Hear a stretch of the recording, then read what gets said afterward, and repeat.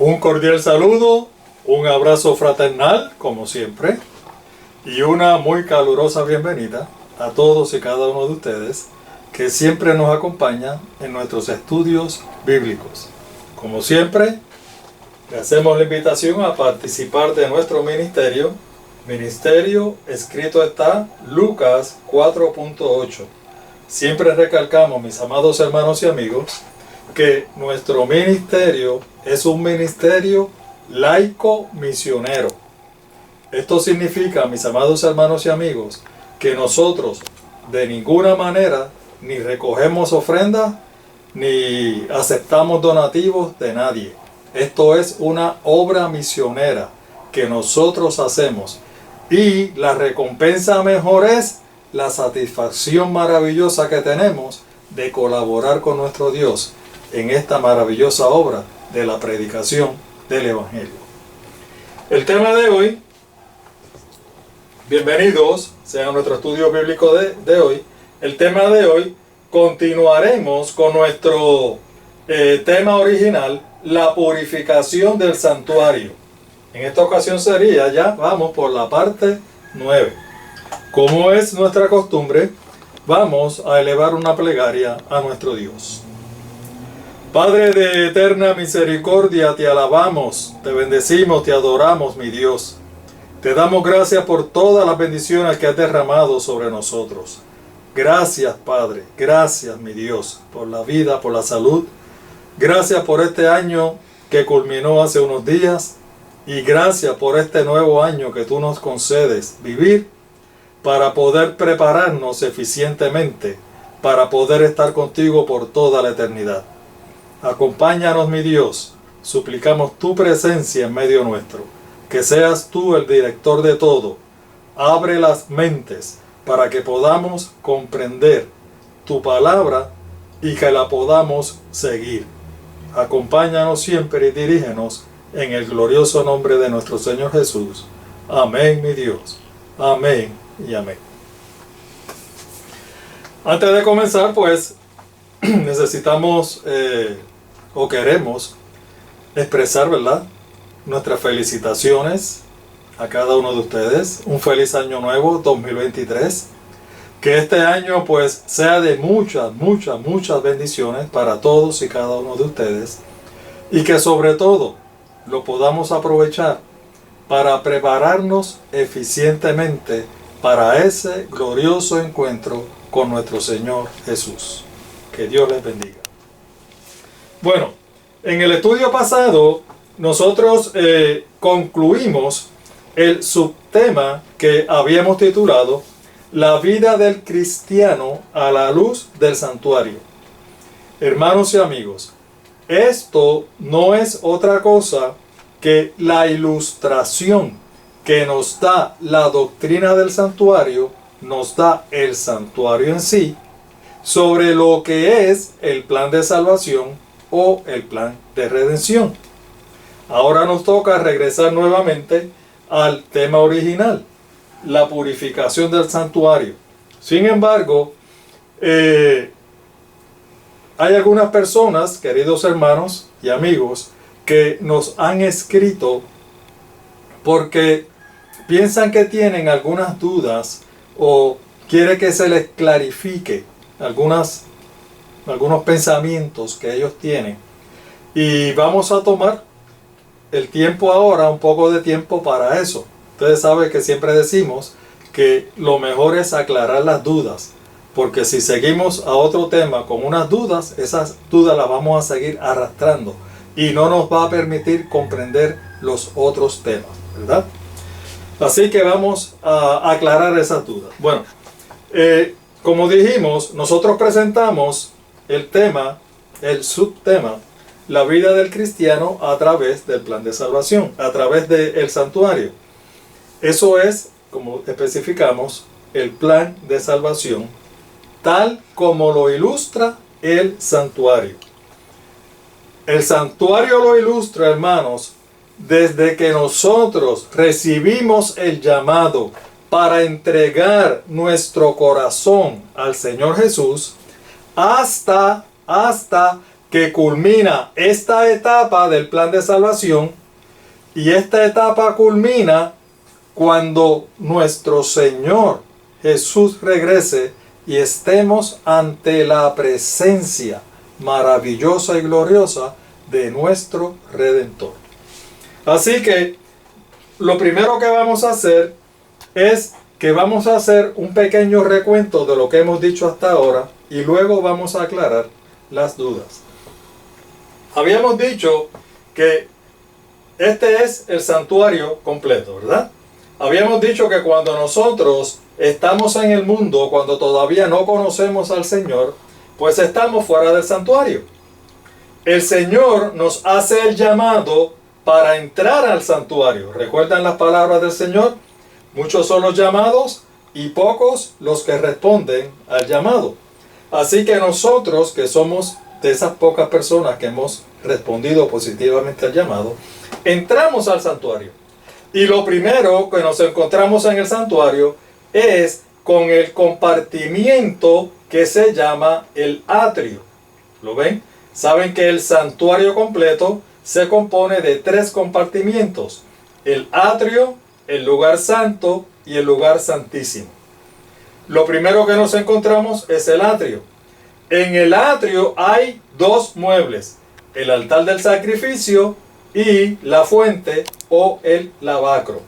Hermanos, este es el proceso normal, el proceso estándar que pasamos todos los cristianos para poder llegar ante la presencia de nuestro Dios.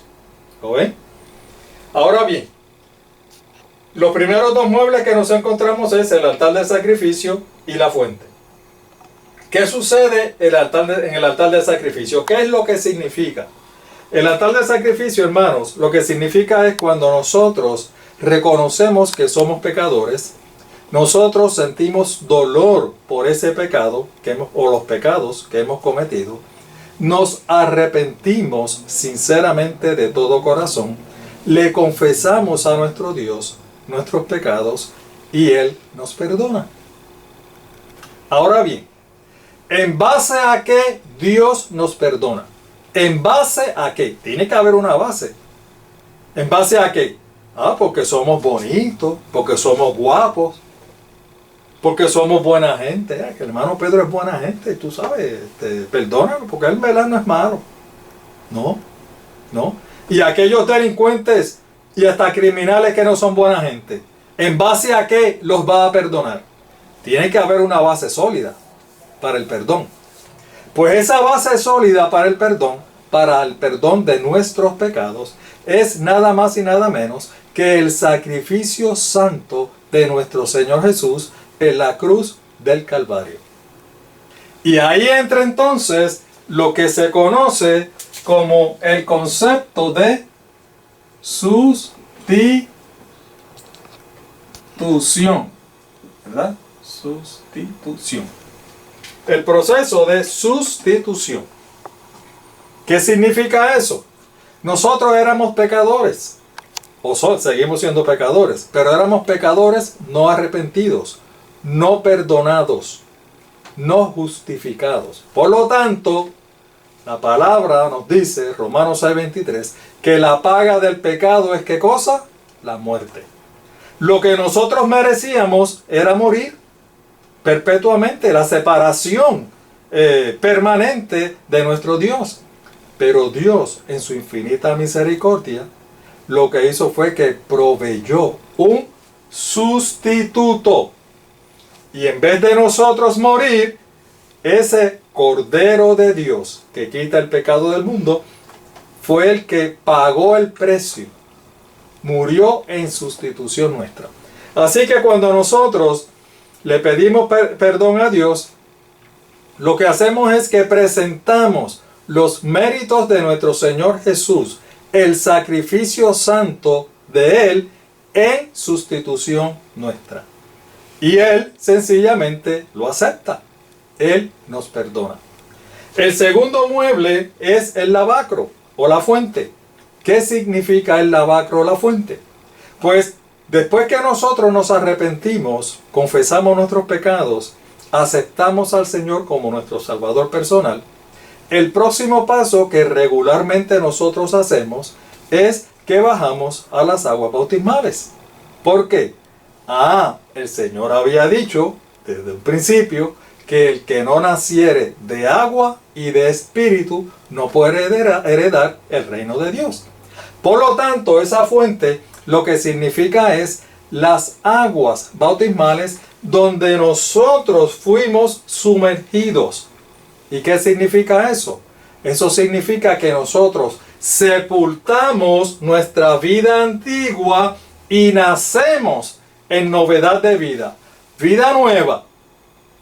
Tenemos una vida nueva en el Señor. Hemos nacido en el reino de Dios. Gloria sea su nombre. Eso es lo que significa.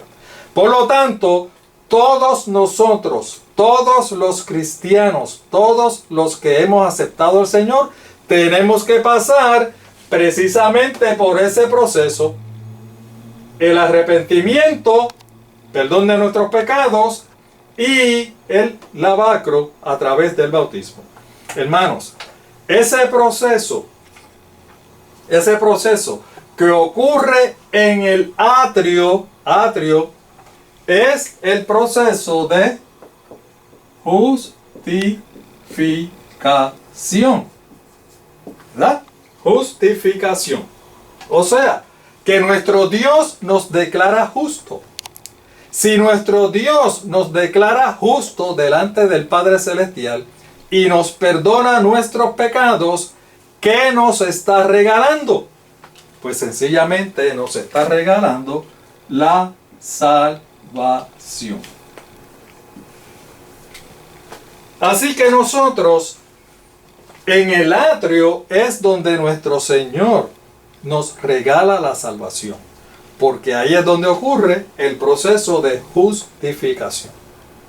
Ese es nuestro recorrido. Después que nosotros vamos y pasamos por el atrio y esos dos muebles, el próximo recorrido es en el lugar santo. Aquí ya entramos en el edificio. El atrio, ya mismito lo vamos a ver, es un área que está al aire libre. Pero ya aquí entramos en el edificio, en el lugar santo. ¿Qué significa el lugar santo, hermanos? Si en el atrio ocurrió el proceso de justificación, en el lugar santo ocurre el proceso de la santificación. ¿Y qué significa eso? La santificación, mis amados hermanos y amigos, lo que significa es que significa en realidad dos cosas. Número uno, si ya pasamos por el proceso de justificación, ya obtuvimos la salvación, en la santificación, en el proceso de santificación, nosotros lo que hacemos es que conservamos esa salvación que ya obtuvimos. ¿Eh? Eso es lo primero. Conservamos la salvación que ya obtuvimos. Y número dos, a través del proceso de la santificación, es que nosotros vamos desarrollando un carácter similar al de nuestro Señor Jesucristo. Nosotros a través de la santificación nos vamos pareciendo cada día más y más a nuestro Señor Jesucristo. Gloria sea su nombre. Alabado sea su nombre. En el lugar santo hay 3 muebles. Así como en el atrio había 2 muebles, aquí hay 3 muebles. Aquí está los panes de la proposición, está el altar del incienso y está el candelero. ¿Qué es lo que significa eso? Hermanos, esta es la recomendación que el santuario, la Biblia y Dios nos hace para nosotros poder pasar exitosamente por el proceso de santificación, para que nosotros podamos conservar nuestra salvación. ¿Y cómo la podemos conservar? ¿Cuál es la recomendación del santuario? La recomendación de nuestro Dios. Pues lo primero es que tenemos que comer los panes de la proposición. ¿Qué son los panes? Los panes son alimento. Tenemos que comer. ¿Qué representa ese alimento? Jesús dijo, yo soy el verdadero pan de vida. Tenemos que comer a nuestro Señor Jesús.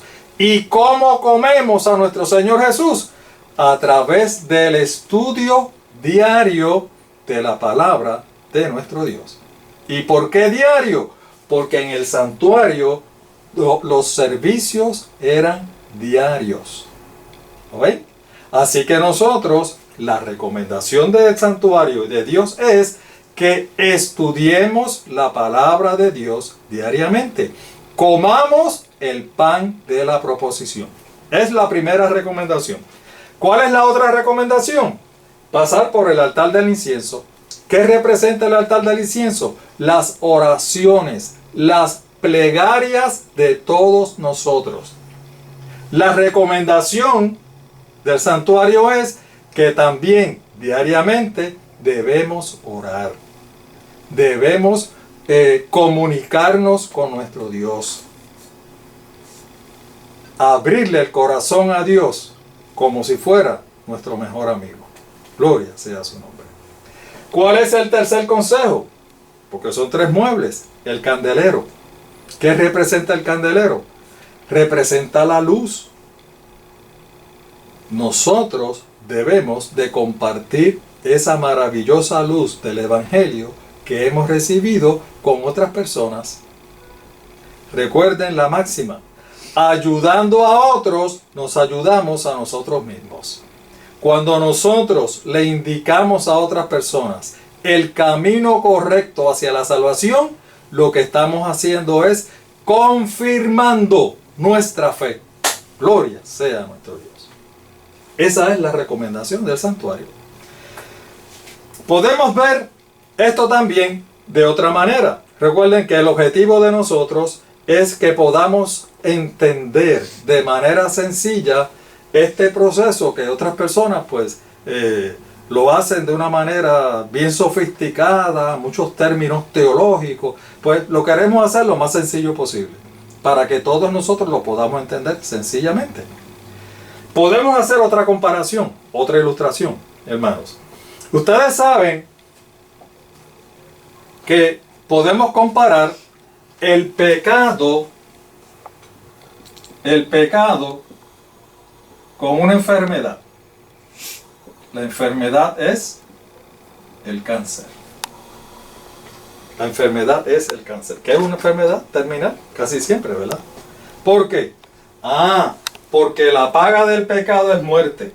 Si nosotros seguimos con nuestros pecados, ¿cuál va a ser el final? La muerte perpetua, la muerte eterna. El cáncer es una enfermedad que si no se trata a tiempo, ¿cuál va a ser el resultado? La muerte también. Así que podemos comparar el pecado con el cáncer, porque aquí vamos a obtener la muerte y aquí también vamos a obtener la muerte, si no lo tratamos a tiempo, ¿verdad? Vamos entonces al santuario, nuevamente a la ilustración, para mostrarles. Nosotros estábamos aquí, estábamos llenos de pecado, porque mientras estábamos fuera del santuario, nuestros pecados no habían sido perdonados. Es decir, que cuando estábamos aquí fuera del santuario, teníamos el cáncer. Estábamos condenados a muerte. ¿Ven? ¿Qué hicimos? Aceptamos el llamado del Señor y decidimos entrar en el santuario. Al entrar al santuario pasamos por estos 2 primeros muebles, que ya especificamos que es el proceso de justificación.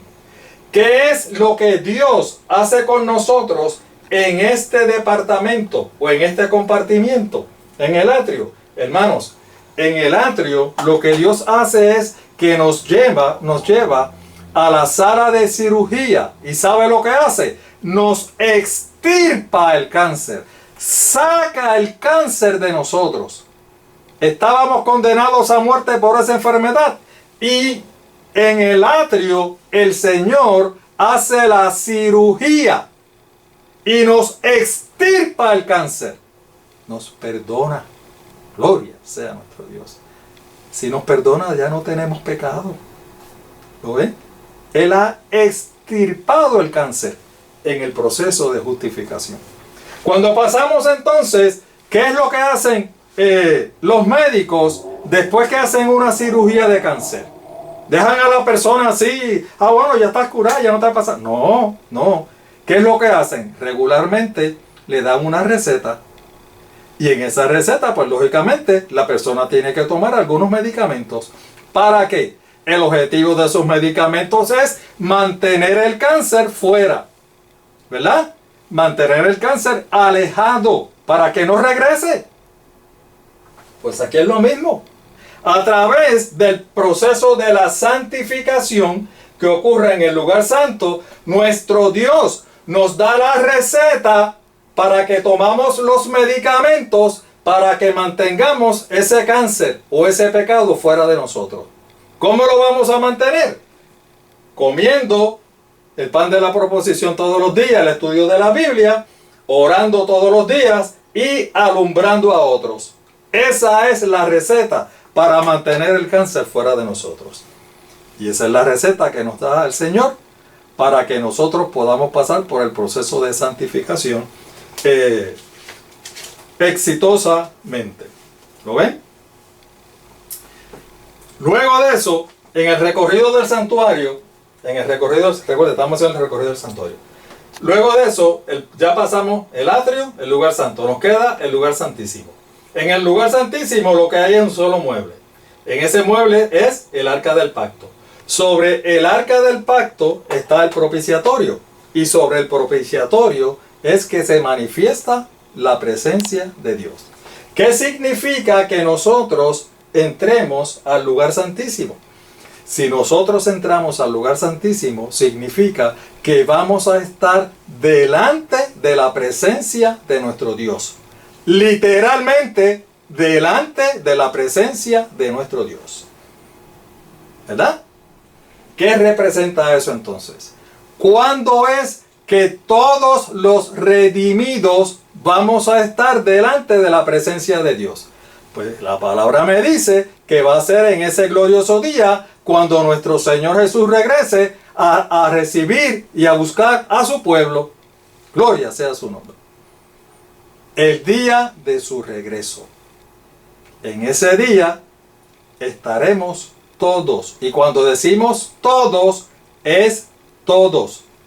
Desde Adán y Eva, que fueron los primeros seres creados, hasta el último cristiano que acepte al Señor y que nazca en esta tierra. Todos vamos a estar delante de la presencia del Señor en ese día. El apóstol Pablo nos dice que en ese día, cuando venga el Señor, los muertos en Cristo van a resucitar con cuerpos transformados, cuerpos gloriosos. Y nos dice que los que estén vivos, los justos que estén vivos, también van a ser transformados en cuerpos gloriosos. Y todos juntos, todos a la misma vez, vamos a ser elevados para recibir al Señor en el aire y estar siempre con el Señor. Gloria sea mi Dios, alabado sea para siempre. ¿Qué significa eso, hermanos? Significa que todos juntos, simultáneamente, todos los que vamos a ser salvos, vamos a entrar simultáneamente al lugar santísimo. No es que van a entrar unos antes y van a entrar otros después. No, vamos a entrar todos a la misma vez. Alabado sea mi Dios. Fíjense que la misma doctrina del santuario nos dice que la creencia esta de la inmortalidad del alma es una falacia, es mentira, es una herejía. ¿Por qué? Porque esa doctrina o esa creencia nos dice que si una persona ha sido buena en este mundo, cuando se muere, rapidito vuela para el cielo, delante de la presencia de Dios. Pues ¿saben qué? Eso no es lo que dice la palabra. Eso no es lo que nos muestra el santuario. Esta doctrina echa por tierra esa creencia. O sea, la saca a relucir como que es una herejía.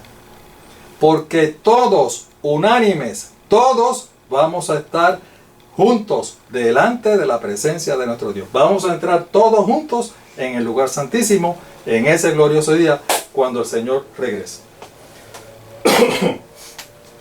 Bueno, espero que hayamos tenido bien el repaso, ¿verdad? Ahora bien, vamos a contestar una de las preguntas. Como dijimos, este es el proceso normal y corriente. Pudiéramos decir, adaptando a las palabras que tenemos hoy en día, modernas, pudiéramos decir que este es el protocolo estándar de todos los cristianos, ¿verdad? Por el que tenemos que pasar todos, si queremos ser salvos. Ahora bien, nuestro Señor puede hacer excepciones. Él es el Dios Todopoderoso. Él lo puede hacer. ¿Hay en la Biblia excepciones de esto? Pues por supuesto que sí. La Biblia me dice que hay por lo menos dos personas en las cuales Dios ha hecho una excepción. Esas dos personas son Enoc y Elías. ¿Por qué? Porque esas dos personas Dios decidió hacer la excepción con ellos. Caminaron y vivieron tan cerca, tan consagrados a Dios, que nuestro Dios decidió transformarlos en vida y llevárselos para el cielo. ¿Qué quiere decir eso? Que estas dos personas ya están delante de la presencia de nuestro Dios. Eso es lo que eso significa. Son una excepción. Son una excepción. Ahora bien, el hecho de que Dios haga excepciones no invalida el protocolo estándar por el cual todos nosotros tenemos que pasar. Vamos a ver otra excepción. Ustedes saben que siempre hemos dicho que precisamente este proceso de santificación es el más largo y difícil. ¿Por qué? Es el más largo porque dura desde que nosotros le entregamos nuestro corazón al Señor hasta que ocurren dos cosas. Bueno, pueden surgir tres cosas. Hasta que surgen estas tres cosas. Número uno, que bajemos el descanso. Que muramos, ¿verdad? El proceso de santificación comienza desde que nosotros le entregamos nuestro corazón al Señor hasta que muramos. Si somos fieles, hasta la muerte. Número dos, si somos fieles, hasta que Jesús regrese. Puede ser que seamos de esos privilegiados que van a estar vivos cuando el Señor regrese. Así que, si vamos a estar vivos, no vamos a pasar por la muerte. ¿Están viendo? Y termina con el regreso del Señor. O el proceso de santificación termina cuando usted decide virar para atrás, darle la espalda al Señor y regresar al pecado. Ahí el proceso de santificación termina. ¿Por qué? Porque en ese momento el diablo sabe lo que hizo. Lo cogió y volvió a echarlo al saco de la perdición. Esas son las únicas tres formas en que termina el proceso de santificación. Ahora bien, ¿hay excepciones? Pues seguro que hay excepciones. Vamos a poner un ejemplo. Digamos que hay una persona que está con una enfermedad terminal y está en su lecho de muerte. Ya lo que le quedan son horas o días de vida. Y esa persona que fue un delincuente toda su vida, que nunca se acordó de Dios, en ese momento sabe que va a morir y quiere arreglar sus cosas con Dios y se arrepiente sinceramente. Hermano, nosotros no somos jueces. Nosotros no hay manera en que usted y yo podamos determinar si ese arrepentimiento es sincero o no. ¿Ve? Debemos asumir que el arrepentimiento es sincero. Si ese arrepentimiento es sincero, aunque esté en su lecho de muerte, ¿qué usted cree que Dios va a decir? Pero yo te di toda la vida para que te arrepintieras. Ahora que estás en el lecho de muerte, ahora que te vienes a arrepentir, yo no te voy a aceptar. ¿Usted piensa que Dios va a hacer eso? ¿Verdad que no? La palabra me dice que el Señor vino a buscar y a salvar lo que se había perdido. Y esa alma estaba perdida. ¿Qué va a hacer el Señor? El Señor la va a aceptar. El Señor la va a perdonar. El Señor la va a justificar. Pero está en su lecho de muerte. ¿Cuánto le quedan? ¿Días u horas? ¿Cuánto va a ser el periodo de santificación para esa persona?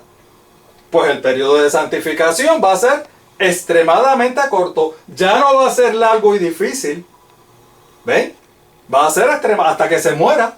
¿Y cuánto le quedan? Pues le quedan 15 horas de vida. Pues su periodo de santificación va a ser 15 horas. ¿Me siguen lo que les quiero decir, hermanos? Dios puede hacer excepciones. Y hablando de esto, la Biblia nos presenta un ejemplo clásico que todos conocemos. Que el Señor también hizo una excepción. ¿Con quién? Con el ladrón en la cruz. ¿Recuerdan el ladrón en la cruz? El ladrón le dijo, acuérdate de mí cuando vengas en tu reino. Se arrepintió. ¿Y qué hizo el Señor? Le dijo, negrito, pero esto esperaste, ahora es que tú vienes a decir esto, que ya lo que te espera es la muerte. Oye, así cualquiera. ¿Qué le dijo el Señor? No, de cierto te digo hoy, que estarás conmigo en el paraíso. Gloria sea mi Dios. Nuestro Señor Jesús le garantizó que cuando Él venga en su regreso en gloria, Él va a ser uno de los que va a resucitar para recibirlo, porque se va a salvar. Alabado sea Dios. Excepciones que Dios hace. Ahora, esas excepciones invalidan el proceso normal o el protocolo estándar. Pues por supuesto que no. Todas las otras personas, como usted y como yo, que no ha hecho excepciones, tenemos que pasar por este proceso. Porque este es el proceso estándar. ¿Ok? Espero que les haya aclarado, ¿verdad?, las dudas a esos queridos hermanos que me escribieron. Ahora, ya después de media hora, vamos a comenzar con el tema. Habíamos dicho que habíamos presentado el subtema la vida del cristiano a través o a la luz del santuario. También dijimos que no es otra cosa que el plan de salvación de la manera que lo presenta el santuario. Ahora bien, ese es el plan de salvación desde el punto de vista de nosotros, que somos los pecadores redimidos. ¿Verdad? Nosotros somos pecadores redimidos. Y el recorrido que hicimos por el santuario fue de nosotros. Nosotros, los pecadores redimidos, fuimos los que hicimos el recorrido del santuario. Ahora bien, no puede haber redimidos si no hay un redentor. ¿Qué significa eso? Lo que todos nosotros sabemos, que la moneda tiene dos caras. Entonces, si nosotros hicimos el recorrido por el santuario y vimos el plan de salvación a través del recorrido nuestro por el santuario, de ahora en adelante vamos a ver el mismo plan de salvación, el mismo recorrido por el santuario, pero ya no por los pecadores redimidos, sino por el Redentor del mundo, nuestro Señor Jesucristo. Gloria sea a su nombre. Es decir, que de ahora en adelante lo que vamos a presentar es el recorrido del santuario por nuestro Señor Jesucristo. Gloria sea su nombre. Lo primero que tenemos que entender es que las funciones, hermanos, de los redimidos tienen que ser diferentes a las funciones del Redentor. Tienen que ser diferentes. Porque nosotros estamos en un nivel y Él está en otro nivel. Van a ser diferentes. Así que en ese recorrido vamos a ver que las funciones de nuestro Señor Jesucristo aunque parezcan similares en algunas ocasiones, realmente son muy, pero que muy diferentes. Es más, le voy a decir más, cuando nosotros hacemos el recorrido de nuestro Señor Jesús, de nuestro Redentor, es que nosotros logramos la interpretación correcta de la profecía de Daniel 8:14. ¿Y qué nos decía la profecía de Daniel 8:14? Aquí lo tenemos, Daniel 8:14. Y él dijo, hasta 2300 tardes y mañanas, y luego el santuario será purificado. Ustedes recordarán, mis amados hermanos y amigos, que hablamos de William Miller. Tienen que haberlo recordado, ¿verdad? El movimiento millerita. Estas personas, pues, se levantaron, estudiaron la Biblia y ellos llegaron a una interpretación de esta profecía, específicamente de esta profecía. Llegaron a esa interpretación. Sin embargo, cometieron un error. ¿Por qué? Porque dentro de la interpretación para el cumplimiento de esa profecía, ellos tomaron una tradición.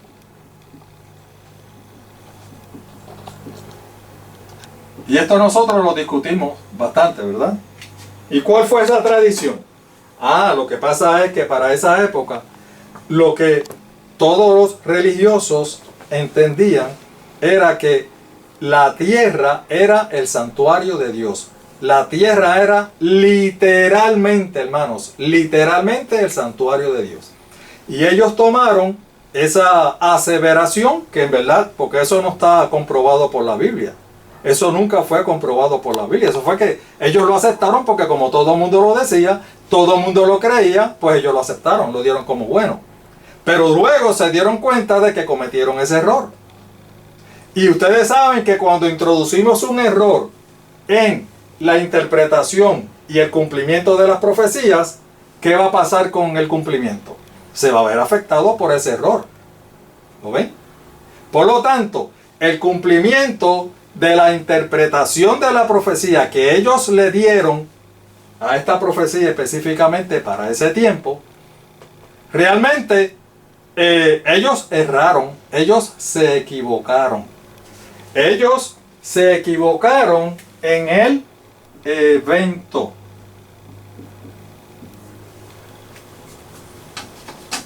En el evento. Y como se equivocaron en el evento, fue que ellos sufrieron lo que hoy conocemos como el gran chasco. ¿Ve? ¿Cuál fue el gran chasco? Lo que pasa es que la profecía no se cumplió como ustedes decían. Ustedes fallaron en la interpretación de esa profecía. ¿Recuerdan eso, verdad? ¿Recuerdan eso? Vamos a hacer... ahora vamos a hacer un recuento de lo que ellos creían. Miren. Aquí está el santuario. Ellos pensaban, este es el santuario completo. Recordemos, el santuario completo es este. Todo lo que está allá adentro. Incluyendo el atrio. Lo que está aquí adentro del atrio, esto es un edificio. Y aquí es que están los dos compartimientos, el lugar santo y el lugar santísimo. Esto se llama el atrio.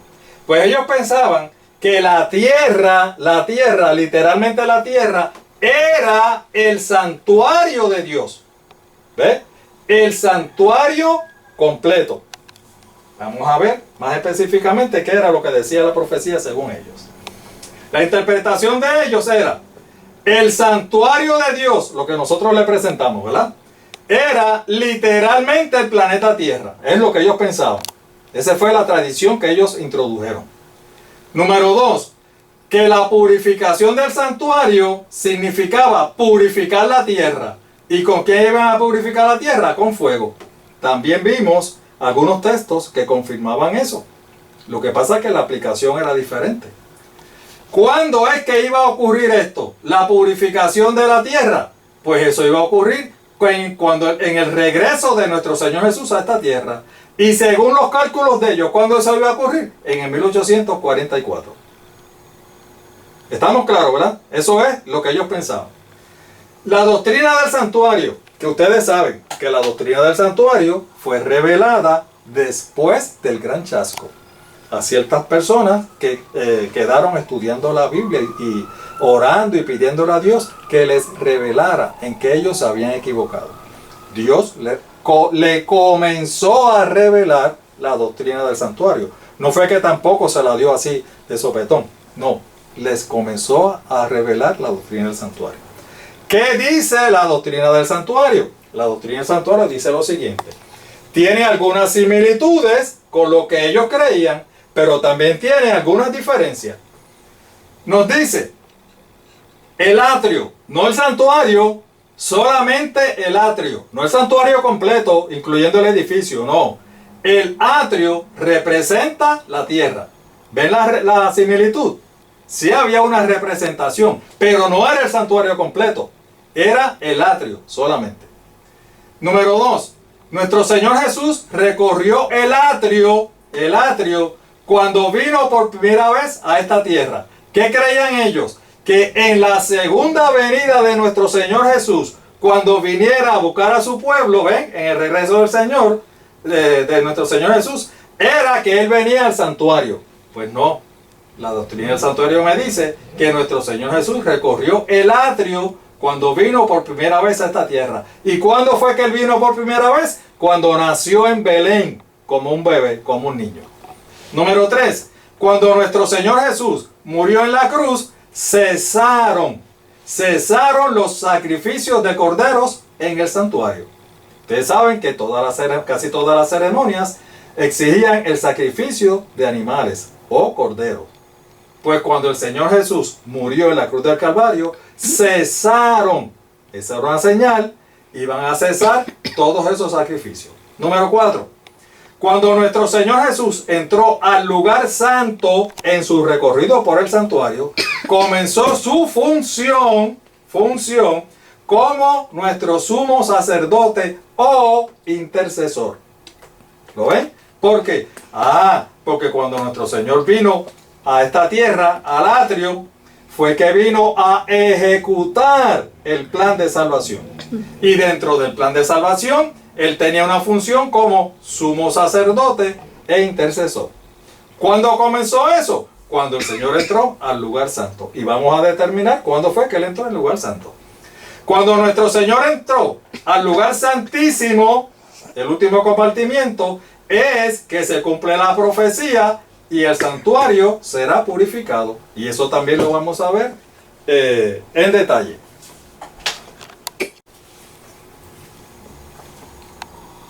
Ahora bien, esto es lo que nos dice la doctrina del santuario. Como nosotros, ustedes no tienen que aceptar nada de lo que yo diga, porque yo lo diga. Ustedes saben que esa es la norma de nosotros. Escrito está, escudriñando las escrituras. Si no lo dice la palabra de Dios, si no lo confirma la palabra de Dios, no lo crean, no lo crean. ¿Qué es lo que vamos a hacer de ahora en adelante? Vamos entonces a documentar bíblicamente lo que estamos diciendo. Lo primero que dijimos es que el atrio representaba la tierra.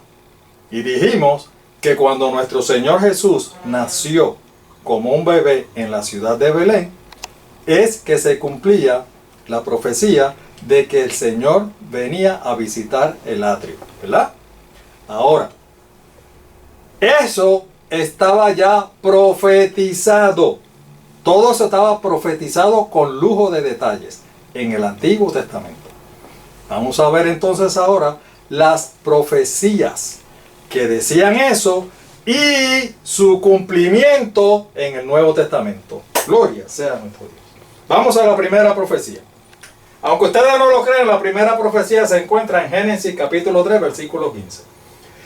Esto ocurrió, mis amados hermanos, poquito después que nuestros primeros padres decidieron desobedecer a Dios. Se constituyeron pecadores, pero todavía no habían sido expulsados. No habían sido expulsados del huerto del Edén. Es decir, que lo que vamos a leer ahora se registró en el huerto del Edén. Y pondré enemistad entre ti y la mujer, entre tu simiente y la simiente suya. Esta te herirá en la cabeza y tú le herirás en el calcañar. Esto el Señor se lo está diciendo a la serpiente. Le hemos dicho en muchas ocasiones que si nosotros podemos verificar en varias versiones el mismo texto, vamos a encontrar mejor el significado. Así que esta fue la Reina Valera de 1960. Vamos a leer el mismo texto en la Reina Valera también, pero en la versión del siglo XXI. Y dice: enemistad pondré entre ti y la mujer, y entre tu descendencia y el descendiente de ella. ¿Lo ven? ¿Ven la diferencia? Hay similitudes y hay diferencias. Tú le herirás en el talón, pero él te aplastará la cabeza. Fíjense que en esta ocasión la profecía, y este es el mismo Dios hablando. Aquí el Señor dice que el descendiente de ella, ¿por qué? De la mujer. Porque nuestro Señor Jesús iba a nacer como un niño. Iba a ser un ser humano como lo es usted y como lo soy yo. Así que iba a ser un descendiente de Eva. Pero iba a ser un descendiente. La profecía se refería a ese solo descendiente.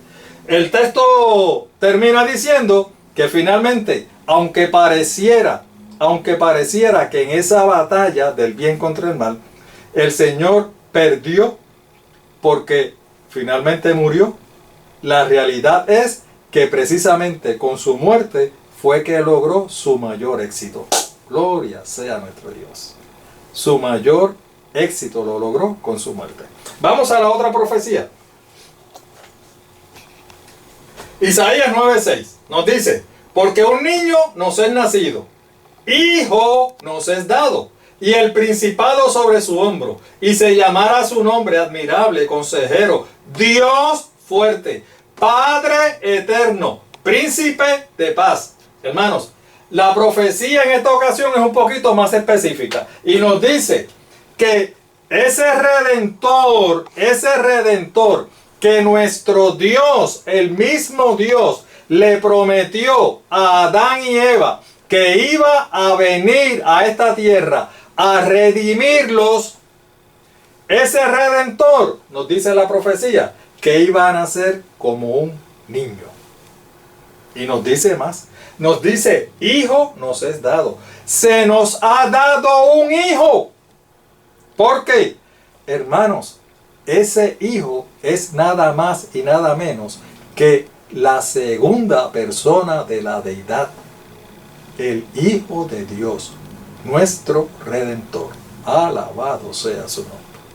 Eso es lo que nos está diciendo la profecía. Si se dan cuenta, la profecía va dando datos específicos, características específicas que van dirigidas a una sola persona. Para que no la confundamos, no pienses que es este, no pienses que es aquel, no, es este, el Redentor, el Hijo de Dios, nuestro Señor Jesucristo. Gloria sea su nombre.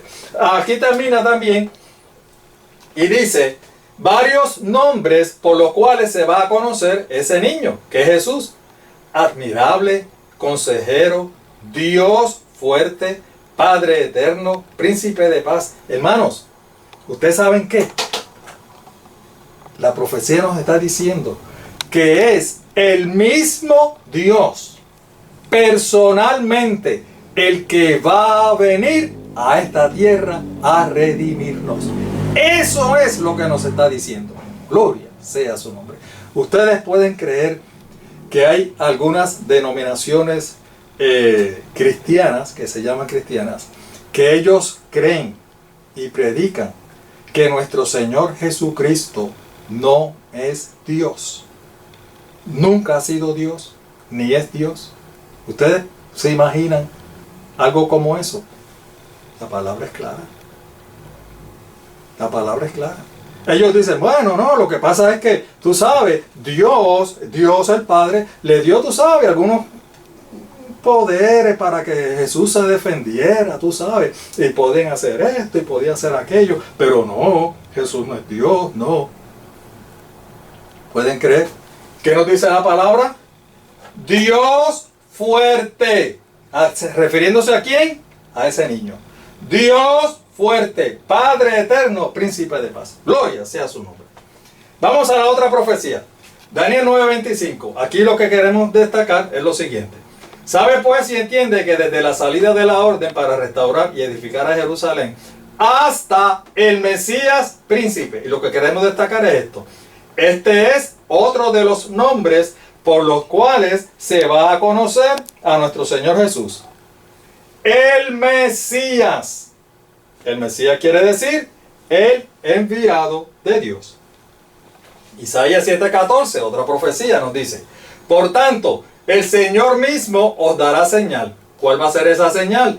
He aquí que la Virgen concebirá y dará a luz un hijo y llamará su nombre Emmanuel. Que ya mismo vamos a ver lo que significa Emmanuel. He aquí que la Virgen concebirá. Es decir, nuevamente nos da otros detalles específicos para que no nos confundamos. Van dirigidos, toda esta profecía va dirigido hacia una persona en particular. Y esa persona es nuestro Señor Jesús. Van a ser de una virgen. Para ese tiempo, hermanos, y aún para hoy, es imposible que una virgen, una muchacha virgen, pueda quedar embarazada o pueda parir a alguien, ¿verdad? Por lo tanto, está diciendo, miren, va a ser y van a ser de una virgen. No es de cualquiera, es de esta. ¿Ok? Bueno, estas son con relación a las profecías. Voy rapidito, hermano, porque ya el tiempo se me está acabando. Estas son con relación a las profecías. Y como dijimos, la profecía es clara y da ciertos detalles específicos. ¿Qué quiere decir con esto? Oigan, no se confundan. No se confundan. No estamos hablando de Mahoma, no estamos hablando de Buda, no estamos hablando de Confucio, no estamos hablando de Zoroastro, ni ninguna de esas personas que fundaron religiones. No, no y no. No es ninguno de ellos. Estamos hablando del Hijo de Dios. Gloria sea su nombre. De nuestro Señor Jesucristo, nuestro Salvador y nuestro Redentor. El único que ha tenido poder para salvarnos. Alabado sea su nombre. Bueno, ya vimos las profecías. Vamos ahora a ver el cumplimiento de la profecía. Porque si la profecía no se cumple, entonces no se lleva a cabo, ¿verdad? Mateo 1 del 18 al 25. Este texto es largo. El nacimiento de Jesucristo fue así. Estando desposada María su madre con José, antes de que se juntasen, ¿qué decía la profecía? ¿Que iba a ser qué? Virgen, ¿verdad? Antes de que se juntasen, se halló que había concebido del Espíritu Santo. Y José su marido, como era justo y no quería infamarla, quiso dejarla secretamente. ¿Qué quiere decir eso? Que José se dio cuenta de que María, la que iba a ser su esposa, ya estaba preñada. Y él dijo, como dice la canción, ese muchacho no es mío, pues yo no lo he tocado. ¿Cuál era la probabilidad? Que ella había tenido relaciones con otra persona. Pero como él no quería levantar una garata, ni discusión, ni nada, él lo dijo, pues yo lo que voy a hacer es que la voy a dejar por secreto, tú sabes. Nos vamos a acostar a dormir y yo me voy y la dejo que ella pues cría a su muchacho, con la persona que le hizo el muchacho. Pero ¿qué dice la Escritura? Y pensando él en esto, en que la iba a dejar, he aquí un ángel del Señor le apareció en sueños y le dijo, José, hijo de David, no temas recibir a tu mujer, a María tu mujer, porque lo que en ella es engendrado del Espíritu Santo es. Es decir, no pienses que nadie la ha tocado. No. A ella la única que la ha tocado es Dios. Gloria sea su nombre. Y dará a luz un hijo. Y llamará su nombre Jesús. Porque él salvará a su pueblo de sus pecados. No solamente le dijo que la recibiera, sino que le dijo el nombre que le tenía que poner a ese niño que iba a nacer. Jesús. ¿Qué significa Jesús? Salvador, porque Él nos salvará de nuestros pecados. Todo esto aconteció para que se cumpliese lo dicho por el Señor por medio del profeta, cuando dijo, he aquí una virgen concebirá y dará a luz un hijo, y llamará su nombre Emmanuel. Y este es otro detalle. Emmanuel. ¿Qué significa Emmanuel? Dice, traducido es Dios con nosotros. Dios con nosotros. Dios con nosotros. Nuestro Señor Jesucristo fue, es y siempre seguirá siendo Dios. Nunca ha dejado de ser Dios. Nuestro Señor Jesucristo es Dios. Y despertando José, estamos. Y despertando José del sueño, hizo como el ángel del Señor le había mandado y recibió a su mujer. Pero no la conoció hasta que dio a luz su hijo primogénito. Y, obedeciendo a la orden, le puso por nombre Jesús. Vemos cómo es que la profecía que se había dado décadas, cientos y hasta miles de años antes se vino entonces a cumplir con nuestro Señor Jesucristo. Vamos a ver otro cumplimiento. Lucas 2:21 nos dice: cumplidos los 8 días para circuncidar al niño, refiriéndose al Señor, le pusieron por nombre Jesús, el cual le había sido puesto por el ángel antes que fuese concebido. Aquí quiero destacar una cosa, hermano, y espero no pasarme del tiempo. Muchos queridos hermanos cristianos quieren como deshacerse, desligarse de los judíos y de su religión, que es el judaísmo. Ellos como que no quieren tener mucho roce con los judíos, ¿no? Los judíos allá y nosotros acá. Ellos son eso y nosotros somos cristianos. Y en su afán por desligarse de los judíos y del judaísmo, ellos dicen que el Antiguo Testamento está abolido. Que eso no nos concierne a nosotros, para nada. No, a nosotros. Lo de nosotros es el Nuevo Testamento. Todo lo del Antiguo Testamento, eso fue para los judíos. Se quieren desligar. Oye, ¿y esto otro? No, eso es de los judíos. Olvídate de eso, eso está abolido. Oye, ¿y esto otro? No, eso es de los judíos. Olvídate de eso. A nosotros ya lo que nos concierne es otra cosa. Y la ley de Dios. Olvídate de eso. Eso se enclavó en la cruz. Eso también era de los judíos. Y entonces, en su afán de desligarse, dicen que todo está abolido, que todo ya no sirve para nosotros. Hermanos, tenemos que entender, nuestro Señor Jesús era judío. Su nacionalidad era judío. ¿Ven? Y como buen judío que era, vino, como decía la tradición, a los 8 días para ser circuncidado. ¿Por qué? Porque la ley de la circuncisión decía que los niños iban a ser circuncidados a los 8 días de nacido. Y ahí fue que la costumbre era que en el día de la circuncisión se le ponía el nombre. ¿Qué nombre le pusieron? Jesús. Gloria sea su nombre. Bueno, el otro cumplimiento.